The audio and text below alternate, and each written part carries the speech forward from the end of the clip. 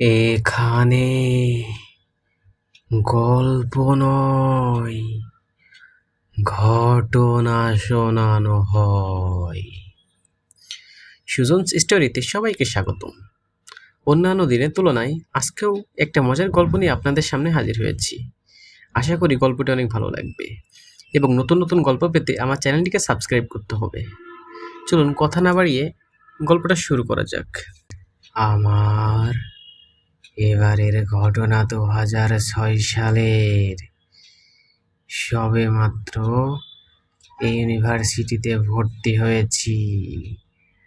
মন থেকে ভয় আর কুসংস্কার দূর হবার উন্মুক্ত সময়। এই সময় মনে জেগে বসে নতুন ধরনের ভয়। আমাদের গ্রামটি আমাদের ইউনিয়নের সবচেয়ে বড় গ্রাম এবং এটি পূর্ব পশ্চিম একটু বেশি লম্বা। হঠাৎ করেই গ্রামের পূর্ব দিকে কলেরার প্রকোপ শুরু হয়। বিগত 20 বছরে গ্রামে কলেরা ছিল না। 7 দিনের ভিতরে পূর্ব পাশের 5 জন মারা যায়। অনেক সতর্কতামূলক ব্যবস্থা নেওয়ার পরও পূর্ব পাশের প্রতিটি বাড়ির কেউ না কেউ আক্রান্ত হতে লাগলো। রোগটি ধীরে ধীরে পশ্চিম পাড়ার দিকে আসতে লাগলো। যেহেতু পশ্চিম পাড়া আমাদের বাড়িও পড়ে, তখন পশ্চিম পাড়ার মাতব্বরেরা মিলে একটা সিদ্ধান্ত নিল যে কবিরাজ এনে রাশ দেবার ব্যবস্থা করতে হবে। যথারীতি কবিরাজ আনা হলো, কিন্তু কিছুতেই কিছু হচ্ছে না। তখন আমাদের গ্রামের এক পুরাতন কবিরাজ, যে কিনা অনেক দিন হলো ফরিদপুর চলে গেছে, তাকে নিয়ে আসা হলো। সে এসেই ঘোষণা করে দিল যে রাত 11টার পর যেন কেউ বাড়ির বাইরে বের না হয়। রাত 10টার দিকেই পাড়ার প্রতিটা মসজিদের মাইকে ঘোষণা করে দেওয়া হতো যে সবাই যেন ঘরে চলে যায়। আসলে মাইকে ঘোষণা দেবার প্রয়োজনই ছিল না, কারণ সবাই এতটাই ভীতু ছিল যে সন্ধ্যার সাথে সাথে বাড়ির সব কাজ সেরে ঘরে ঢুকে পড়তো আর চারিদিকে নেমে আসতো এক অদ্ভুত নীরবতা। এমনকি সন্ধ্যার পর গ্রামের দোকানগুলোও খোলা থাকতো না। এশার জামাতেও লোক হতো অনেক কম। বাবা মা আমাদেরকে বের হতে দিতেন না, তারপরও আমরা মাঝে মাঝে লুকিয়ে বের হতাম। দেখতাম কবিরাজ তার সাঙ্গপাঙ্গ সহ মশাল জ্বালিয়ে ধূপের ধোঁয়া উড়িয়ে পাড়ার এ মাথা ও মাথা দৌড়াদৌড়ি করত আর এক অপার্থিব সুরে অদ্ভুত সব মন্ত্র উচ্চারণ করছে। পরিবেশটা এতটাই অদ্ভুত আর ভয়াবহ ছিল যে ভাবলে এখনো ভয় লাগে। কবিরাজ একদিন এক মহল্লা বন্ধ করতেন, যাতে ওই পাড়ায় কলেরা বা ওলাবিবি না ঢুকতে পারে।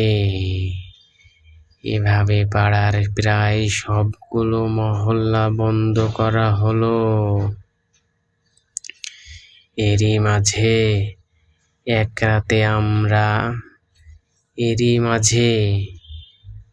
রাতে আমার মা শুনতে পান কে যেন আমাদের বাড়ির গেটের ওপাশে রাস্তায় দাঁড়িয়ে উ উ করে কাঁদছে। মা ভাবলো কোনো মহিলা বোধহয় সমস্যায় পড়ে কাঁদছে। আসলে মা তখন পরোপকারের নেশায় রাশের কথা খেয়াল ছিল না। মা ঘর হতে বের হয়ে যতই গেটের দিকে যাচ্ছিলেন ততই একটা পচা গন্ধ পাচ্ছিলেন, যা অনেকটা মলের গন্ধের মতো, কিছুটা মাংস পচা গন্ধের মতো। মা যখন গেটের পাশে দাঁড়ালো তখন গেটের ফাঁক দিয়ে দেখেন যে রাস্তার ওপাশে ইলেকট্রিক পোলের সাথে হেলান দিয়ে একটি বিশাল আকার মহিলা দাঁড়িয়ে আছে, যার উচ্চতা প্রায় 9 ফুটের মতো। এর গা থেকেই এমন গন্ধ বের হচ্ছিল। মহিলার ভয়ঙ্কর চেহারা দেখে মা কিছুটা পিছিয়ে আসেন। মহিলাটি ইনিয়ে বিনিয়ে কাঁদছিল আর বলছিল, তোরা আমাকে থাকতে দিলি না। এই গ্রাম আমার ভালো লাগছিল। আমার আরো লাশ দরকার ছিল। উ উ আমি আজই এই গ্রাম ছেড়ে চলে যাব। হু হু হু। এমন সময় মার রাশের কথা মনে পড়ে যায় আর প্রচন্ড ভয় পেয়ে মা ঘরে চলে আসেন। ঘটনা এখানেই শেষ না। মা একটি গ্রাম্য সমিতির প্রধান। পরদিন সকালে কিস্তি দিতে এসে এক প্রতিবেশী নাকি বলছিল কালকে রাতে একটা ভয়ের ব্যাপার ঘটেছিল। মা জিজ্ঞাসা করলো, কি ঘটনা?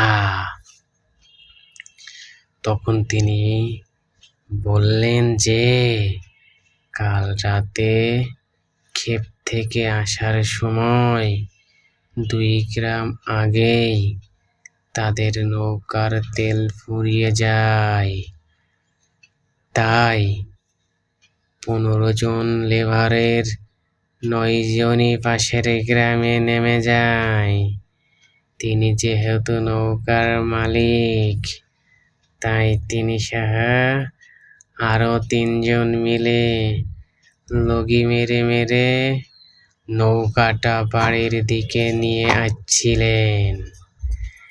এমন সময় তারা দেখেন কে যেন গ্রামের শেষ মাথায় নদীর পাড়ে বসে আছে আর তাদেরকেই ডাকছে।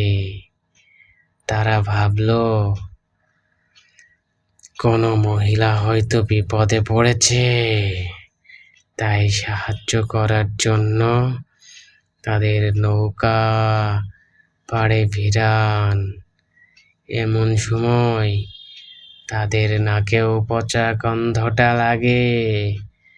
তারা মনে করে পাশেই কোনো মরা জীবজন্তু নদীতে ভেসে এসেছে, এটা তারই গন্ধ। তাই তারা গন্ধটাকে তেমন পাত্তা দিল না। মহিলাটা বলল যে তারা যদি তাকে নদীর ওপারে দিয়ে আসে তবে ভালো হয়। তারা মহিলাটাকে নৌকায় উঠতে বলে।